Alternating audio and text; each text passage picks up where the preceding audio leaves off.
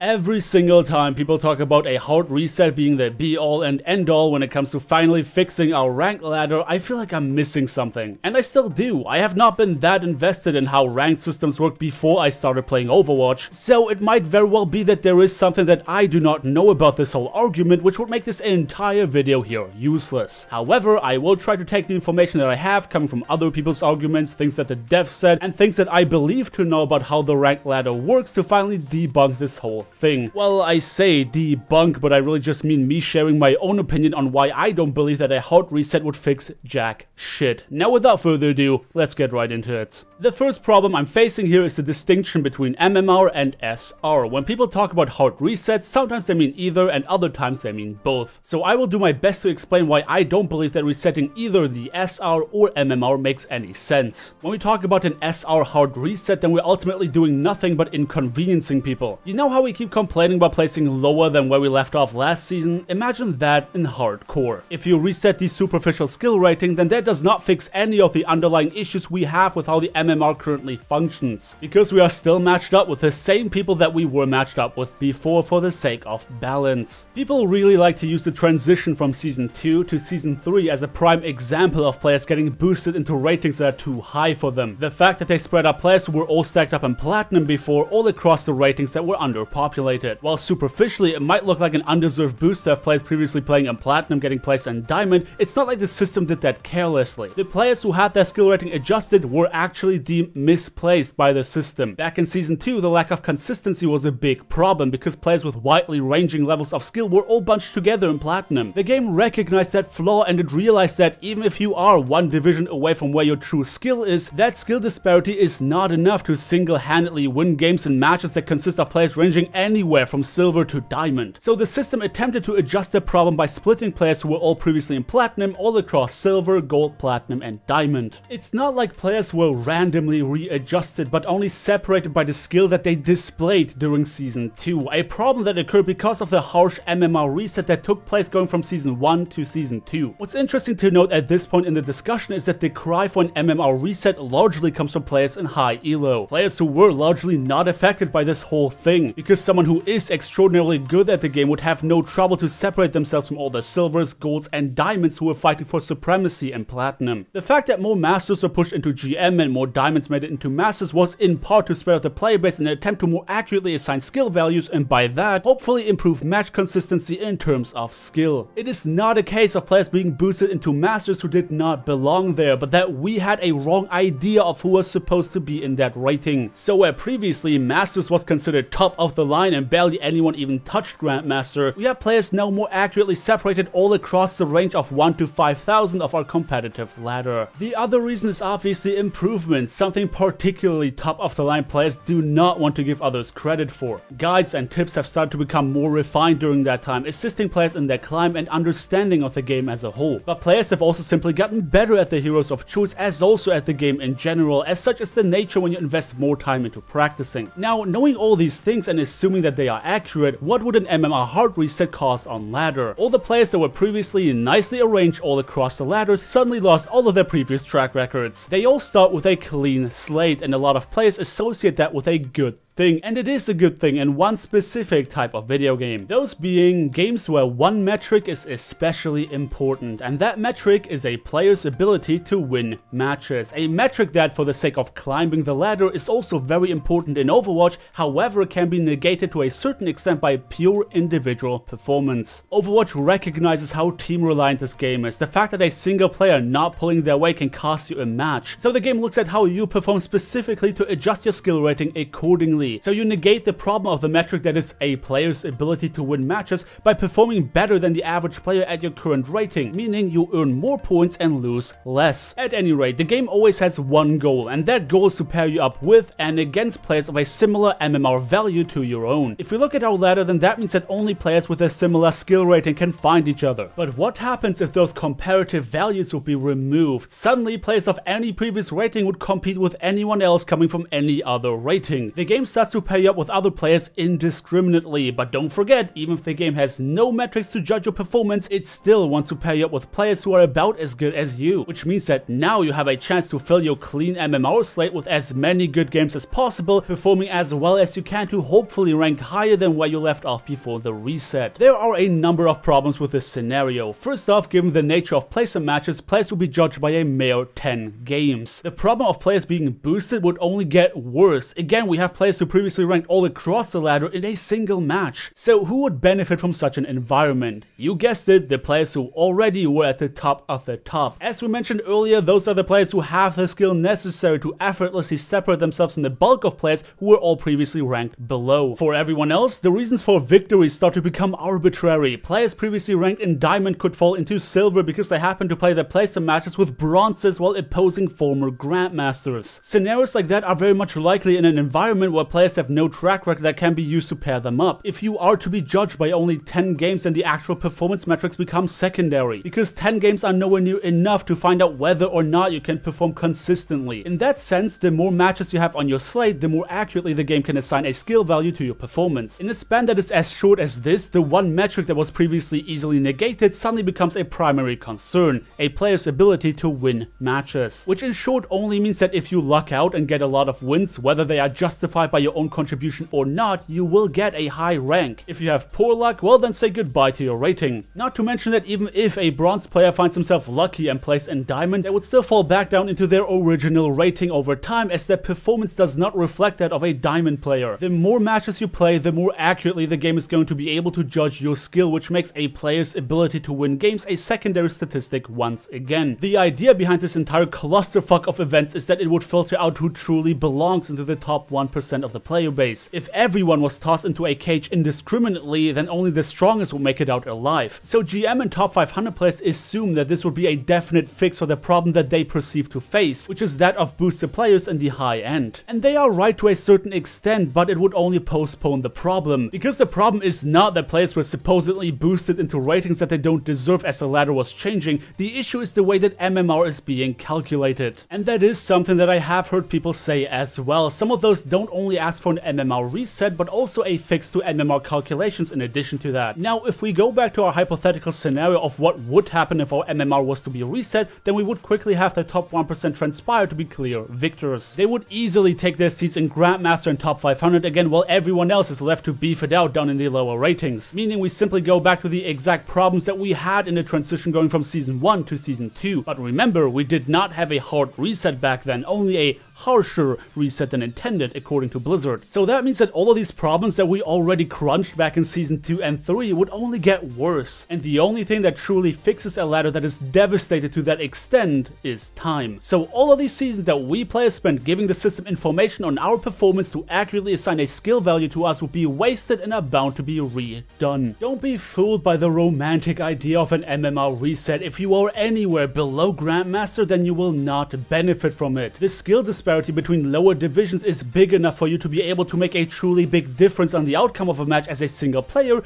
if you are truly rated too low. Meaning, if you think that Silver is elo hell and you want to get out of it, then an MMR reset is not gonna fix that. Improvement, on the other hand, will. Going from Silver to Grandmaster, you have so incredibly much room for improvement left that you simply getting better can easily help you rank up. Bottom line for every competitive ladder is that given the MMR system is functioning, players will spread out all across the ratings. Blizzard did not have to take action to fix the problem we had with players being stacked too closely to one another on the ladder. Time eventually would have fixed it. However, how much time that would take, we cannot tell. And if your game is in its second season of competitive play, you really don't want to just sit around and see how it plays out. You want players to have a better experience immediately. The myth that players who were boosted once by the system remain in high elo and by that ruin games for genuine Grandmaster players is absolutely false. Simply because the game does not hold players accountable for 1,000 bad games, this is not what's keeping you from ranking up. Rather than caring about where you placed in Season 2 or Season 3, the game cares about your most recent, consistent performance. If you have proven throughout your last 50 matches that you belong to Diamond rather than Gold, then you will inevitably rank up, because you have consistently been performing like a Diamond player. But if the game supposedly boosted someone to Grandmaster, then them consistently underperforming would mean that they inevitably drop down in rating. Now there is one thing I cannot deny, and that is the fact that MMR calculations are borked. The ratio of effort invested versus reward received is simply way off in Overwatch. But the true problem we are facing in the top 1% is not something that can be fixed. It is something I might get more in detail about in another video, as this one is already turning out to be way longer than I initially planned. However, the problem we have is that there is no checklist of things that a player has to be good at to reach a high rating. As a hypothetical player who is truly good at Overwatch, saying this person brings everything to the table from vast knowledge of the game, brilliant aim and tracking, outstanding game sense and flawless decision making, this player would expect others to be just as good at these things as them. After all, they are considered equal in skill by the matchmaker. But that sort of consistency does not exist in Overwatch. You can have players in GM who are each good at aiming, decision making and positioning, but there is nothing that forces them to be good at all of these things at once to get into Grandmaster, because other people on their team can compensate for the lack of proficiency in these sections. The game has simply been designed that way. It has been deliberately made with the intention of other teammates being able to make up for things that you're not good at and simultaneously make you shine with the one thing that you are good at. No, I do not like this being a thing myself, but it is fundamentally engraved in the game, and this, my friends, is what you are looking to be mad at. The lack of cohesion, the lack of standards, and the lack of gating for reaching a high elo, as well as broken SR gains as we have seen with Mercy in recent memory. Fucking hell, why do I make videos this long that nobody gives a shit about anyway? But hey, if you got this far into the video, then drop down in the comment section below and simply say boosted. This will be the code word for all the nerds out there who actually bothered to hear me out to the end. Anyway, this is me done for the day, so I talk about hard resets in Overwatch. If you enjoyed the video, then do let me know by dropping me a like on your way out. Subscribe if you want to see more, and I hope to see you all next time.